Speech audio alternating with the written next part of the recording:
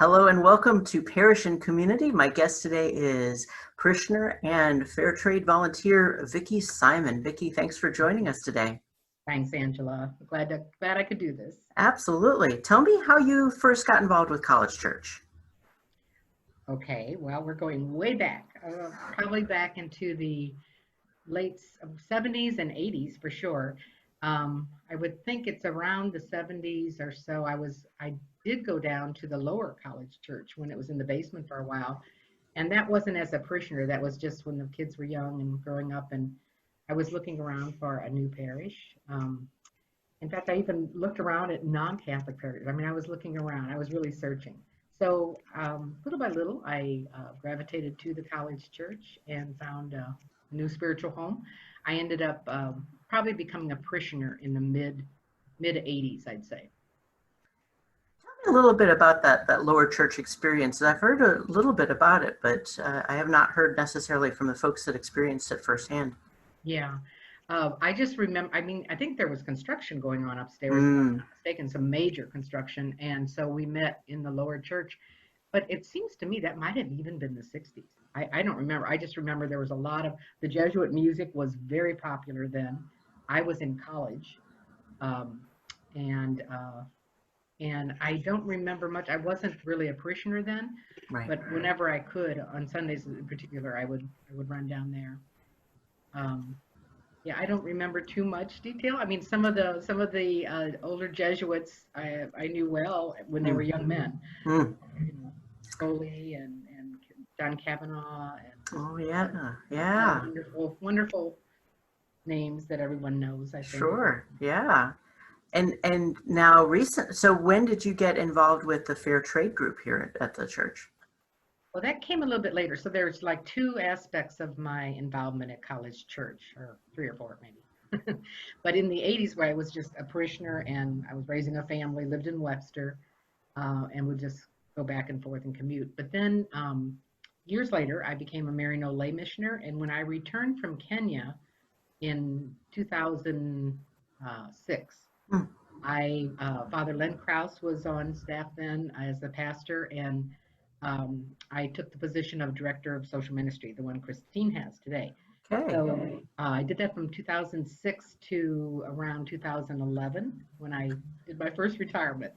But it was during that period that the sister parish began a relationship, and that was through Father Tim McMahon, who was the provincial of the Jesuit province at that time, and Len was the pastor. So through them and their connections in Latin America, we developed a sister parish with a parish of La Natividad in Guatemala. Mm. And that was a relationship we had for over almost 10 years, if not a little bit longer. So that's how I got it. That's how I got involved. But I got involved. I felt strongly when I came back from mission that there should be some kind of a global connection, and we need to get out of our bubble, our little St. Louis bubble, and the Jesuits, of course, were very, very cognizant of that and wanting to do that too. So that's where all that got started. How long did you have your missionary experience in Kenya?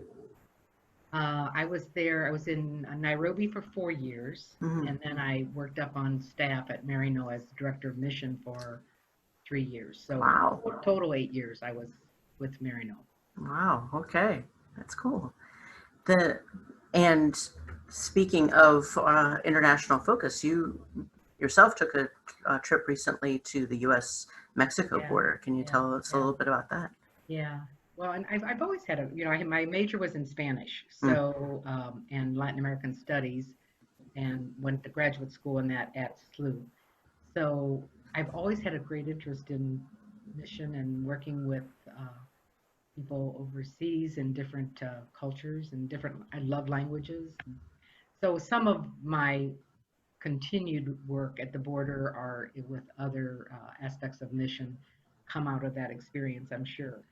Um, the border was it's really interesting. There is so much going on there right now, and I think it goes way beyond what we read in the papers. It's pretty chaotic, but at the same time, the numbers are less coming in than they were when I was there in 18 and 2019. I went twice. So this was the fourth time I'd been back to work at a shelter. I did a blog. I should have sent you the blog because I have a blog of my experiences there with kind of the detail about what I did. So if anybody would want to know that, I Oh can. yeah, we can link to the blog in the comments to this video. So please do Okay, send that along. good idea. Good idea. Um, but anyway, what was your question? It was Tell a me about wonderful. the what. So you've gone to the border a few times. So what prompted you to go this time? Okay. Well, this time I just got extremely frustrated with there's this program called the Mpp program, which we refer to as the Remain in Mexico program that Mm, under former President Trump, it was established that anybody who had been processed and claiming asylum would, once they got their papers, they had to remain in Mexico for their court date to come up. And that is usually about a 1 to 3 year wait mm, these days. mm, But there's thousands, I mean, there's like 20 plus thousand in Juarez and in Mexico awaiting their time to come into the States. That is totally, I don't know if it's illegal, but it's certainly inappropriate because of the violence in Juarez mm, where these people are staying. So a lot of the people we saw that were coming in, what I did mostly was intake. If you have language skills, they ask you to do the initial intake when people come.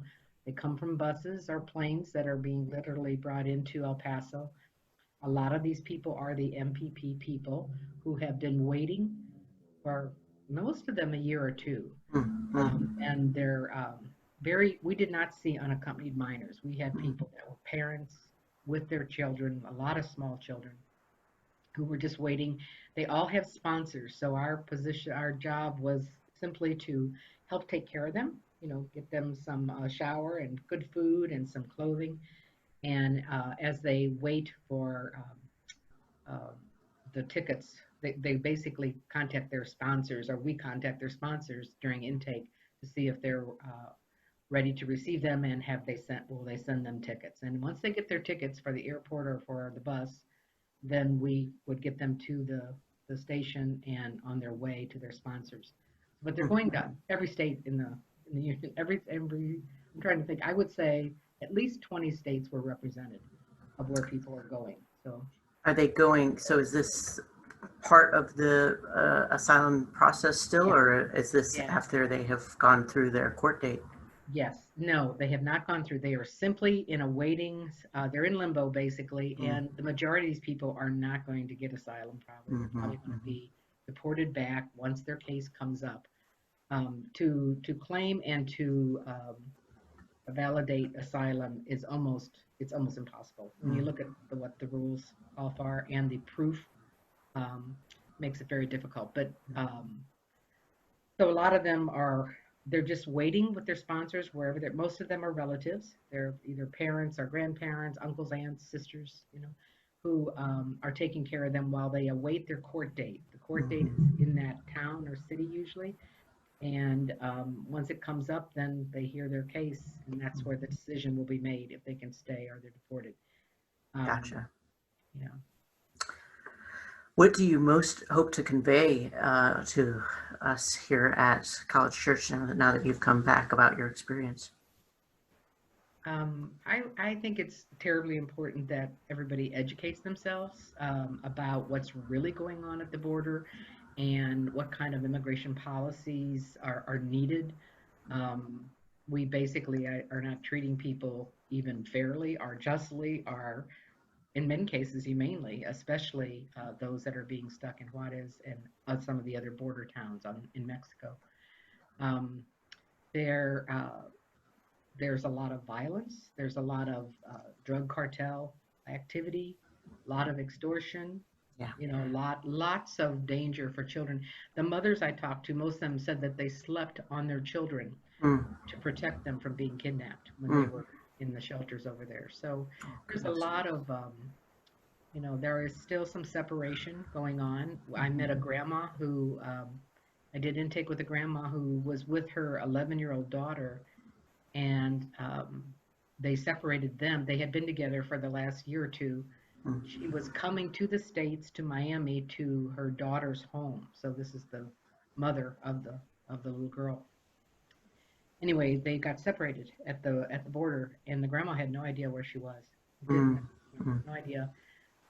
According to some people, they said she probably was safe, but that was taken by because they didn't have the proper documents showing that the grandmother was a legal guardian. right. So Yeah. anyway, but nothing will happen for probably about 30 days. Mm, Then they will just, at some point, she'll show up in Miami by herself, 11 years old. So, that was one case. Another woman I met had 4 daughters. When I did intake with her, she casually mentioned that her husband had been murdered in Juarez. mm, So she was there to help the kids get to her sister's house in mm, California. mm, I mean, just sad cases. So I would say, to answer your question, Angela, I would say, really educating ourselves and not being silent about what's going on. Getting involved in cases of in legislation and advocacy for the safety of these people.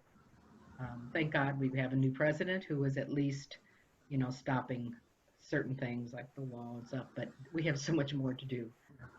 And so I would say, read and really also 2 things. One is, besides volunteering, which is certainly always an option for people, the other, and you can do that by going on Annunciation House's website. Right now, they're not taking new volunteers because they have fewer numbers coming in, mhm. and they have enough volunteers at the moment. But that can change tomorrow, depending Sure. on the policies changes. The other thing is, the Jesuits run a program called the Encuentro Project, and it is a border immersion experience, which is just a great way to learn about what's going on, the real realities at the border. That takes place in El Paso. You come with groups. In fact, I think College Church has sent a group already, and I know Mary Kenyon is orchestrating another group or 2 for the Archdiocese to go. Usually groups of about 10, 12, 15, I think is about the max. You spend 4 or 5 days meeting with people who are working at the border. You do go into Juarez. You typically maybe do 1 day of service or a half day of service to get a sense of what that's about. But a lot of people that have done that have gone back. Mhm. I have had the privilege of, I'm on the board for the Encuentro Project. So between helping with some of their program activities, now and then being a guide for the groups. So, but I think that those are 2 excellent ways to learn more and to get involved. I know you also wanted to give a shout out for our current sister parish relationship, St. Peter Yeah, Claver. yeah. So that's grown a lot. So so after those first 10 years or so, recently, maybe about 2 years ago, I think 3 years, maybe, I don't know, time flies. Um, we developed a sister parish, and are using our fair trade funds to support those efforts in St. Peter Claver in Punta Gorda, Belize. So that's the current relationship, and we have recently developed a student scholarship program for high school students in that area.